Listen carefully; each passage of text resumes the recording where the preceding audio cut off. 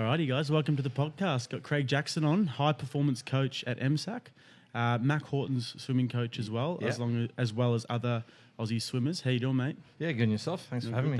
Thank you for coming on. What have you been up to tonight? Oh, it's a bit of gym before I sat down here. So a loyal FightFit member.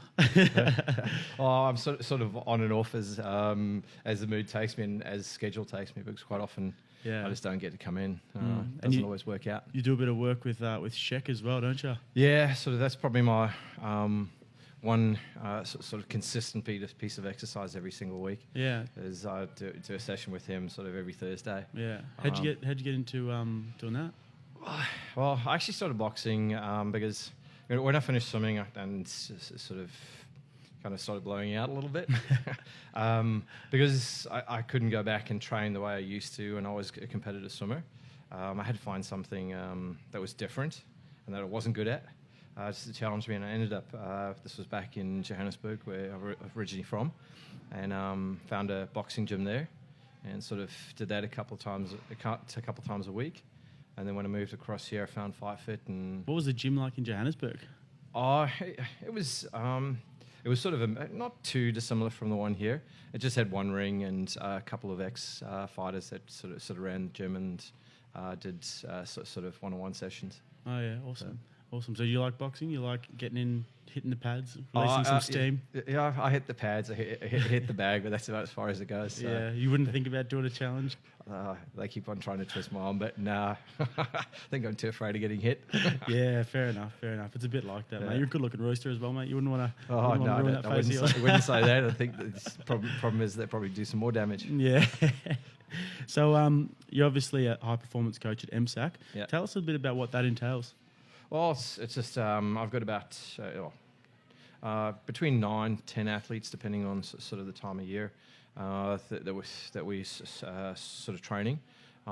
Consists for them anywhere between, depending on the athlete, from 7 to 10 workouts a week, about 2 hours, 2.5 hours in the water, and then 3 additional gym sessions over and above that, which probably take about an hour. Yeah, and then depending on who they are, some Pilates work, yoga, or some time on the bike as well. And you're up at godly hours of the morning, I'm assuming, being in the swimming world? Yeah, that's just a nature of the game. I mean, as a competitive swimmer, you would have been up bright and early before school and then after school. And then when I took over coaching, back to the same. So pretty much for the last... 35 years. Wow. I've been getting up at anywhere between 4:30 and 5 o'clock. So tell us a bit about when you, obviously growing up in South Africa, how you got into swimming. That's actually interesting in some respects, is that my parents took me to learn to swim, obviously for water safety, and I hated it. I used to scream and cry all the way through, and the instructor that was teaching me kept on insisting to my parents, they've got to take it further. The kids show some talent, and I mean, this is a kid that's screaming and crying. And you must have had long limbs and yeah, well, it's obviously showed some aptitude to it, and then I stopped swimming because I didn't like it, and the school I was at obviously started doing swim classes at some point, and the instructor said, okay, all those kids that can swim into this group, all those that can't swim into this group. So I went to the group that couldn't swim, and my parents were mortified, so they took me back to swimming, and from there I just carried on, and I was probably about the age of 8, and been involved in the sport ever since. So you said that you didn't like it at first. Did you not have that sort of like just fish in a past life type feeling? No, I think it was also a lot to do with the way I was taught how to swim. Okay. I want to say it was in this day and age, it wouldn't cut it. If we were in a backyard pool, she had this sort of wooden cane that and you had these water wings, and you'd be splashing there, and as you drifted out, the cane would hook around your neck, and she'd pull you back to the wall, and you'd sort of get this big mouthful of water, and you'd grab on the side of the pool, and she'd smack your fingers, and you drift out again. So it was this vicious circle of either having the cane around your neck or your fingers smashed on the side. That sounds horrible. Yeah, well, I mean, that's why I stopped swimming. But the funny thing is that when I went back to swimming, she was the best coach in in Johannesburg, and I ended up swimming with her for what would have been 10 years. Was she still whacking you with the cane when you were? No. By the time she dipped down in the cane. By the time I had it wrapped around my finger. Yeah, that's hilarious. She didn't turn out to be as mean as she was when she was teaching me. She sounds like the teacher off Matilda movie. Have you ever seen that Matilda movie? No, I haven't. But yeah, it's funny what you remember. She probably wasn't half as bad as I make it out to be. But she obviously gave me the background to get where I got to, and I'll always be thankful for that. Yeah. So tell us a bit what it was like, sort of growing up in South Africa, and then trying to be a swimmer in that time. Well, I suppose it was unique, and it's sort of large part. Wasn't aware of, initially when I started swimming, wasn't aware of what was going on because, at that time was the height of apartheid, and swimming was segregated. You didn't see a black face, in the water with you. Whether it was Chinese, sort of coloured swimmers weren't allowed to swim with white kids. So that was just part of life, and I mean, it wasn't until just the way it went. Yeah, unfortunately, I mean, and it's not until you get older that you realise the injustice in that. And even then, it was probably sort of only when I was about 15, 16 started to realise what was going on. And in some respects, how I suppose was affected me. In terms of my opportunities in swimming, and that's really not what it's about. I mean, there were reasons we weren't allowed to compete internationally, and it eventually forced South Africa to make changes. But it sort of brought home to me, because I lost out on a lot of opportunities. Exactly what was going on in the country. Yeah. And it was only sort of really at the back end of my swimming career in South Africa that actually they were starting to integrate swimming, and there was a whole different world going on in the country during that time, and anybody that was involved in the sport would have been none the wiser, just because of the way the world was. I guess it must be like an annoying thing that people ask you when you say that you're South African, obviously having grown up during the apartheid regime. It must get a bit old when people ask you, what was it like growing up then? Did you have any idea? Was it like... Well, yeah, I don't know. I mean, the thing is I suppose I was fortunate to grow up in a very liberal family. So, it's... I don't... I sort of see it as, the evolution of the world. I mean... we all do things, that we regret later on. I mean, or involved in things that we regret later on. And you live and you learn. I mean, and that's the way of the world. I mean, if you make a mistake, you fix it and you move forward. Absolutely. And it's once, yeah. It's actually probably a lesson that I've taken through into my coaching and into my life as a whole. So I think it's really important is that you can't get caught up in things. You've got to if you've made a mistake, you've got to rectify it. And you move forward, you learn from it. So having that real honesty and integrity about the way you go about things. Yeah, I hope so. Were you in Australia when South Africa won the World Cup? When Francois Pienaar? Oh no! I was actually in South Africa at that point. Been insane. The funny thing was that I was at my best mate's house for the final, and it was probably a couple of 100 meters from the stadium that the game was being played in. Yeah, because the swimming pool we used to train at actually sits right next to the rugby stadium that South Africa won the Rugby World Cup from. Wow. And I still remember we were sitting out in the backyard, and I think it was the first time a commercial jet did a flyover. And that plane came over the stadium, but it came over the house first, and you literally felt like you could reach up and touch the wheels of the plane as it came in over the stadium. Why was that? What do you mean the first time that commercial? Well, I don't think up until that point. I know it's sort of they do it quite often. Or Qantas does it now at the Formula One here in Melbourne. So they had a message. Oh no, it was just part of the show. It was the national airline. They brought a Boeing 747 in, pretty much right over the top of the buildings of Johannesburg. Wow. And it was that close. That would be awesome. Yeah, it was. I think the first thing we thought was, the plane's going to crash. Yeah, I can imagine. It'd be unnerving if you saw a plane going so close to a stadium, especially with such a huge event on as well.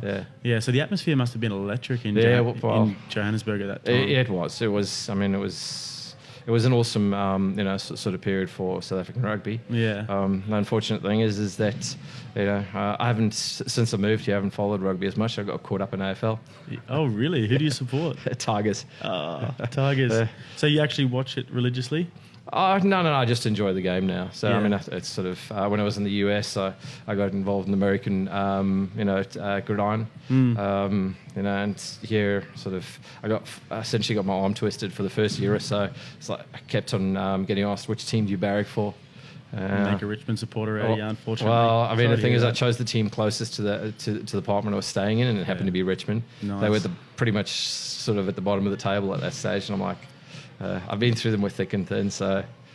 Fair weather, not a fair weather supporter. No. My old man, as I said, was a South African as well, and he, when he moved to Australia, he loved the Bombers and got into it as well. So it's something about maybe the South Africans have like a good feeling about AFL. It's a different game. It takes a while to sort of get into it. If you just watch the biggest hits on YouTube and you know nothing about it, you'd think this is a sport for maniacs. Yeah. That's what I always show foreigners anyway, just the big hits. So how far did you end up, in the peak of your swimming career, how far did you go? Well, I was fortunate enough to make it through to the 1992 Olympic Games. So I finished high school in '86 in Johannesburg, and was fortunate enough to get a university scholarship to the USA. And in that time, it was probably the best option for me, because you pretty much had sort of only a handful of options, and only one of them involved swimming. Once you finish high school, because if you wanted to keep swimming, you had to go to the US and study there, because it wasn't possible, with the South African universities, or with the commitment you had to make to the South African Army at that stage. So I got to... As in with being conscripted? Conscription, yeah. So I got to spend 4 years in Dallas. Cool. Apparently studying. Texas is awesome. I've heard awesome things about it. Yeah, no, it was 4 years that I always look back on fondly. Had a little, probably one too many parties, but Have to, you're in American college. But I got to train with some great athletes and some amazing competition there. And sort of towards the end of that, was about to retire, and then obviously things started changing back in South Africa for the better, and Nelson Mandela stepped in, and shortly after that we were readmitted to international sport, and the first major competition off the bat was Olympics in 1992. So I was very fortunate to be one of those athletes that walked out into the stadium on the opening ceremony. Tell us about that. Well, I don't know. It's hard to explain that, because I mean it's one of those moments where I'm not the most emotional person. I mean, I'm not, but it was one where I think pretty much there wasn't a dry eye on the team. I mean, everybody was so emotional being able to walk in and represent South Africa. That Wow. Yeah. That And sounds I just swim the awesome. next day. I can imagine the magnitude of that situation. Like, then that you're sort of involved in a piece of history. Yeah. As well. It was a very special moment. I mean, I love sharing it with everybody that was on the team. Yeah. Do you still catch up with those guys? No, unfortunately, if life moves on, I moved to Australia in 2008. I sort of touch base when I can, but there's nothing, there's no sort of long-lasting friendships out of it. But I mean, I still got a couple of people I keep in contact with. Nice. And so you had to race the next day. Take us through sort of how the Olympics went for you. They didn't go that well. I think it was one of those is that I was sort of... I think the world has changed as when I was competing. Normally when you got to about 22, 23, you were old for the sport, because it was very much an age group sort of sports. There were a couple people in that era that went past it, but very few. So, I mean, I literally looked at that as my last opportunity. It would have been great if I was able to compete 4 years earlier. But Do you think you would pass to your best at that stage, or? I didn't swim anywhere close to what I'd achieved in the previous years, but I think they say the Olympics is about participating, and just being part of it, and just experiencing the actual phenomenon that it is. I can't imagine what it's like as to be represent your country at the Olympics, and to be at the Olympic Village, and to know that you're an Olympic athlete. It's something that you can literally hold with so much pride. Yeah, it's hard to actually put into words. I think the thing is and I'm sure anybody you speak to will probably sort of come out with something a little bit different. But you live in a bubble, and you get treated. You're sort of just part of a very small community, and a very elite community for 2 weeks, you're the center of attention for the world for those 2 weeks. So that's so cool. It's a pretty awesome experience. Even if you're there, you've qualified, but you're not one of the main contenders. It's amazing to be just part of the whole show. And what do you get up to when you're not in your events? Obviously, you'd be preparing and that, but enjoy the. Where was the Olympics? I was in Barcelona. Okay. So amazing! That would be so cool. It's one of the reasons. My favourite cities. Well, it is my favourite city, and I think obviously purely because of the experience that we had there, because they did an amazing job, on the Olympics. It really was. It was the Spanish know how to have a good time. Yeah. Well. It's sort of in some respects it gave me a good experience to know what to teach, and sort of enforce with athletes that I then got to coach later on to the Olympics, because you get to see what the life is like, and what the pitfalls are when you're in the village, because you've got a cafeteria that's open 24/7, so. And it caters to a vast number of athletes who have different dietary needs. You don't want to be going and doing what the shot putters are eating. Yeah. But the thing is it's very easy, especially once you're done. Yeah. To go and enjoy, 3, 4, 5, 6 meals a day. Eat because obviously they've got to feed athletes that don't have the dietary requirements that some swimmers or athletes do. Well, the boxers will be, as I said, eating very different things to the powerlifters and shot putters.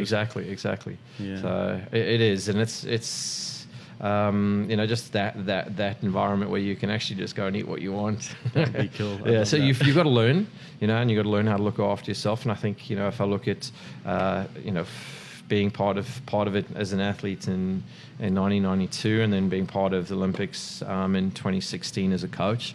There are a lot of lessons that I was able to take through, and there's also a lot of things that had shifted in the world of sport, in those 24 years. And you'll be at the next Olympics as well? Oh, that's not a guarantee. I'm always hopeful, but for me, it's about enabling an athlete to make a team. Coaches get selected onto teams based on the team's needs and how their athletes perform at trials. So you're not guaranteed of a spot.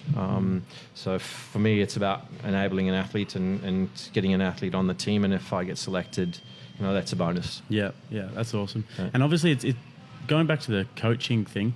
Having lived that Olympic experience, I can imagine would give you so much insight into coaching, and then you can pass that on to your boys as well.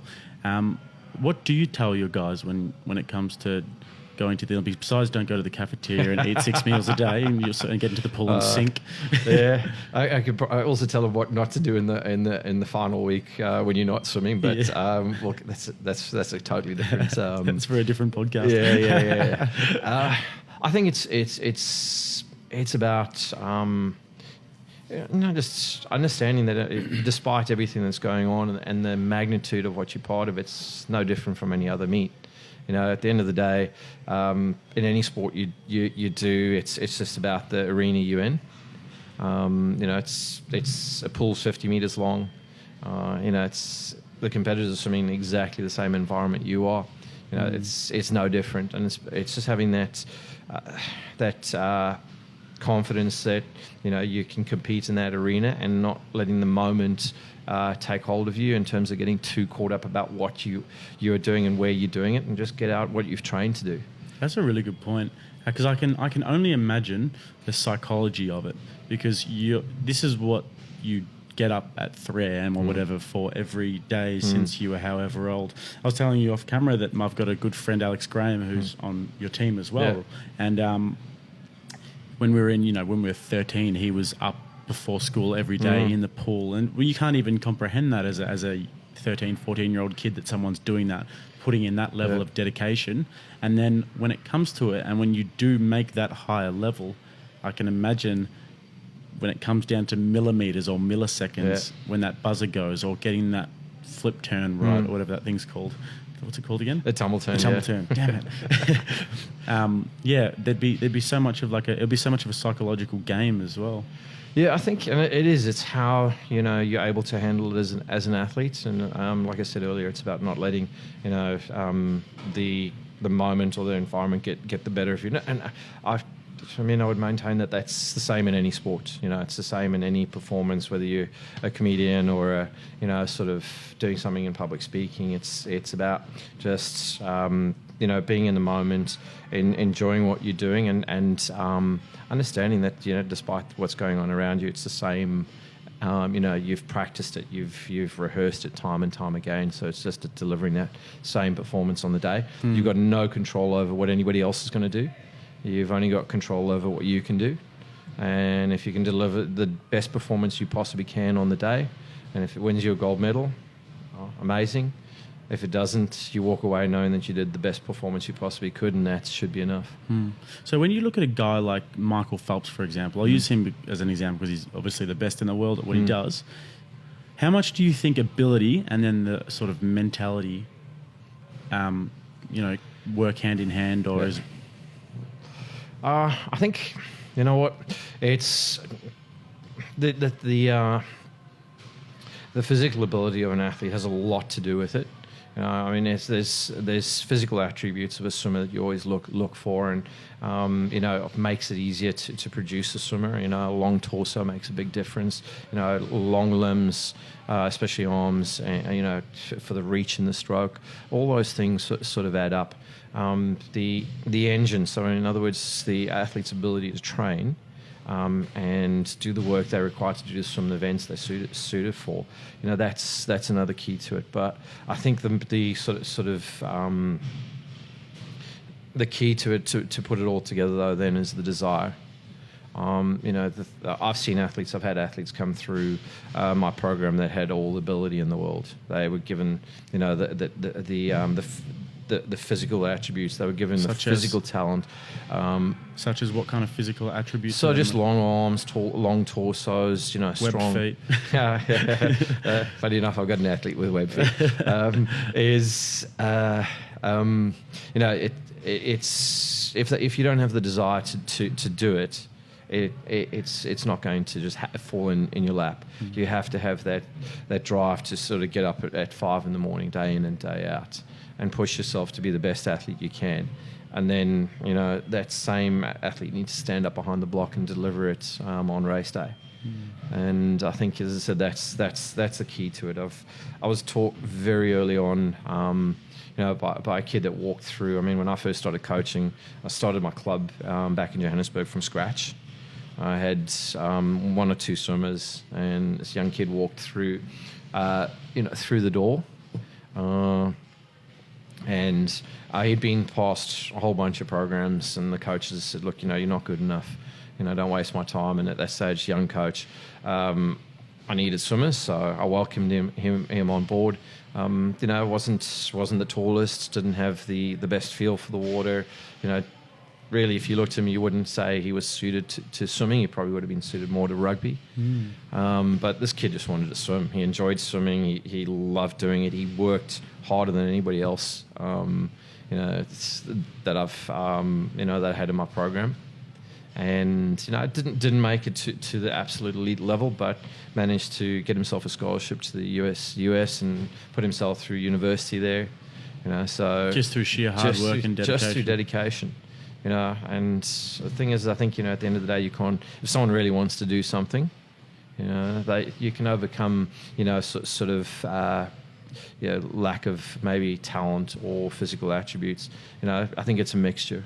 And then you look at guys like, obviously, my friend Alex Graham, and then you're obviously work with Mack Horton as well. Tell us a bit about those guys as athletes and as characters. Well, I think they both fortunate in being big units. They've got beautiful feel for the water. Both young men do. They you kind of look at them and they look long and they look tall in the water. That's probably it's a for someone who doesn't swim, it probably sounds like a funny description. But if you see a swimmer that looks really big in the water, so tall and long, and might even look bigger than they are actually in the water when they're swimming because they're holding good water. Both boys tend to actually really connect well with the water and travel off it. So they have the natural, sort of ability. Alex, I've worked with sort of on and off in small patches, so I don't know a lot about him. I mean, he's achieved, sort of Commonwealth Games, World Championships teams, so he's a talented athlete and he's obviously got the drive for it. But Mack, a very driven individual. I think walking away with a gold medal in 2016 Olympics, if you look at the athlete he is, he sort of managed to put all the pieces together. I mean, he had the talent, he did the hard work, and when it came down to race day, he put into practice what he'd been practicing for the previous 4 years. Is he one of those guys who you can really has that sort of character that you think that when it comes down to race day, he's going to nail it? Yeah. He's. I think the thing is if it's it's that big match temperament. Everybody talks about it. Where you've got players on the footy field or swimmers in the pool or boxers in the ring. When it comes down to the actual crunch, the hardest part of a race or a competition where someone needs to step up. The true sort of top athletes always manage to deliver. I was listening to a boxing coach the other day on a podcast that I listened to, and he was saying everybody has that fire. I think it might have been, I'm not going to drop names if I'm not sure. Yeah. But and he was saying that everybody has that fire, but are you going to use it to cook your dinner, or are you going to let it burn down your house? Yeah. It's just how you use that fire exactly inside you. Yeah, and it's being able to use it at the right time. I mean, you look at someone like Michael Phelps. I mean, I think it's it gets honed. And the fire can be the nerves as well. Yeah. Well, it's just nerves. I think is a strange one. People sort of think, "Oh, I'm nervous," but nerves are good. It's just the body sort of just telling you it's ready to race. It's how you recognise it. If you let them get the better of you, it's going to have an impact. But if you recognise it as a just sort of your body preparing to actually do what it needs to do, it's easy to sort of use it to your benefit. As you say, hone that fire into cooking your food rather than burning down your house. Yeah. So how long have you been working with Mack now? Oh, he came into my program at around the age of 13, so 10 years. Long time. Yeah. So it's been a really awesome relationship. I mean, both of us have had an opportunity to grow together. He, started as a gangly 13-year-old kid.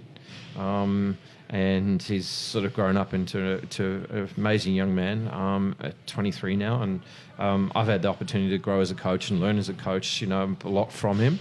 And obviously a lot from the opportunities he's afforded me by the way he swam.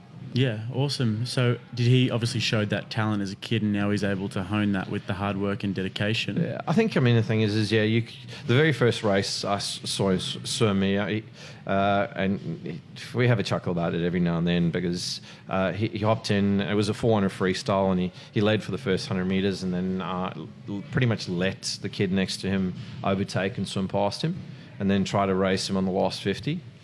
he came second, but you it was. Don't do that at the Olympics, please, Mack. No. Here, mate. But you could see just in terms of the way he swam and just the certain aspects of the race that he had the potential to do great things.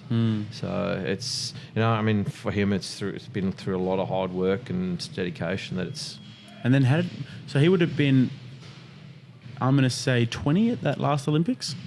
So, yeah. That just must have been absolutely incredible for you as a coach and him as an athlete to share and celebrate that moment together. Oh yeah, I mean it's one of those. I think everybody has sort of a handful of sort of special moments, but to actually when you hit that wall, and you looked up at the clock, and I'd watch him swim pretty much the perfect race for him on that day. And it came down to just sort of who was going to be the toughest in the last 10 meters. And when you turn around, you look up at the scoreboard, and you see that he won. Wow, yeah. That must have been amazing. Yeah. Was it more like, were you just so happy for him that he could enjoy the ultimate success in his support? Yeah, because I think the thing at the end of the day is you want the best for the athlete, because of the amount of work a lot of these guys do, and it's not just in our sport of swimming. You've got athletes that dedicate years and years and years. Of hard work day in and day out. I mean, virtually full-time positions. And if you look at sort of sports like swimming, where it's not a professional sport, they're not doing it for money. They're doing it for the love of the sport. To be able to actually see all the hard work, pay off. It's a truly special moment. Yeah. Even to the point of actually watching an athlete, and I've had an athlete probably. That year, there was one other moment that was really special, is that we had an athlete in our program that had a lot of stuff going on outside of the pool, and overcame everything that was going on to actually make the Olympic team.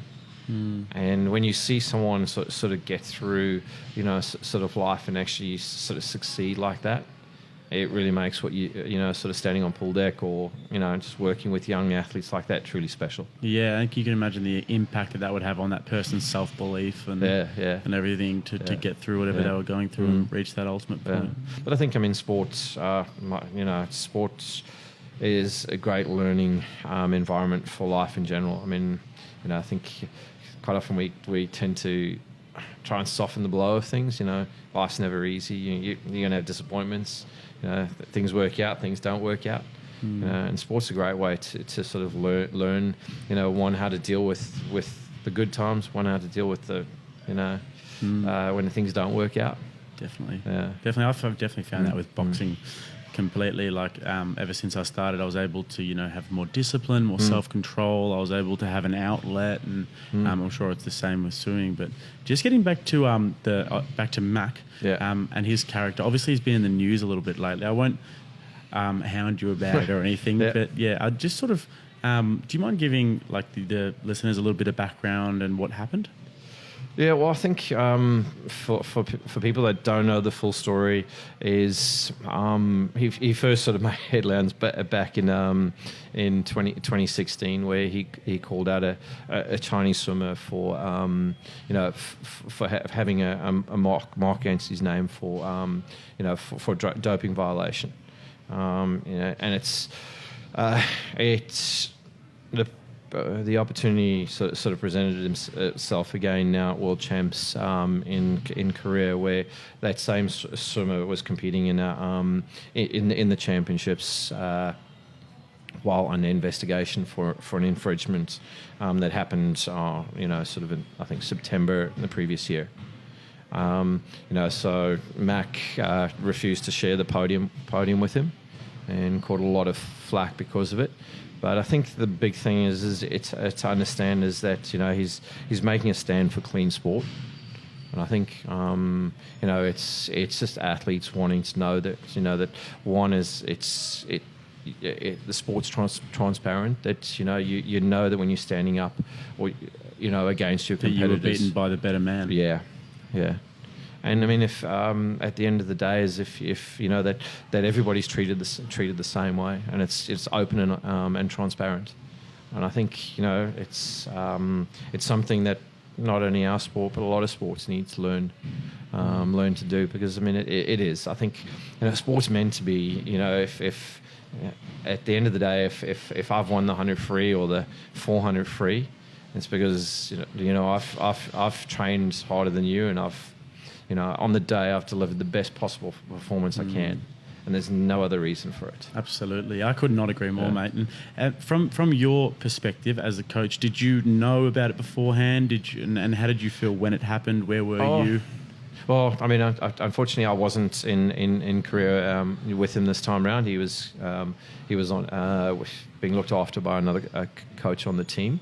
I wasn't aware that he was going to do it. I mean, I sort of had a feeling that there might be something up his sleeve, but I had no clue, you know, what it would be if the opportunity presented himself. But I've got to say is, you know, I know what his stance is and why, and it strongly aligns with mine.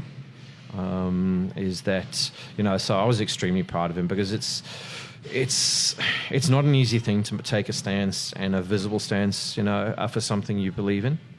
But I think quite often, you know, it's those you know, sort of public displays of your belief system that, you know, can truly bring around change. And people are talking about it. They've got people talking. But there've been other incidences in other sports. I think recently at the Pan American Games, there were a couple of you know, sort of athletes that used the opportunity to make statements in it. But I think, you know, you can only sort of say things in the background and ask for change, you know. And I can draw it back to you know, to the environment I grew up in South Africa. I mean, you know, it wasn't until people started, you know, making visible stances that to show the injustice back in South Africa that things started to change. You know, you could sit there and you could say, "Oh, I don't believe in it,"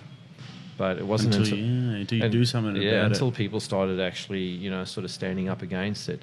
And I think it's the same with anything. You know, I mean, you know, I suppose people protest a number of different things, but it's those protests that quite often make something, you know, sort of visible and if not bring about change, at least start the conversation.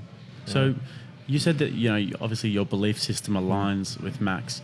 When you actually watched that, because you would have been watching it live, right? Yeah, I was, yeah. So you're watching it live. It's a very tense moment. You could cut the tension with a knife. Very awkward moment. Did you kind of ever have that feeling that you wish though you could stand next to him there and shoulder that burden with him, or? No, I wouldn't say that. I mean, the thing is he's his own man. I just was super impressed with him, because I mean, that to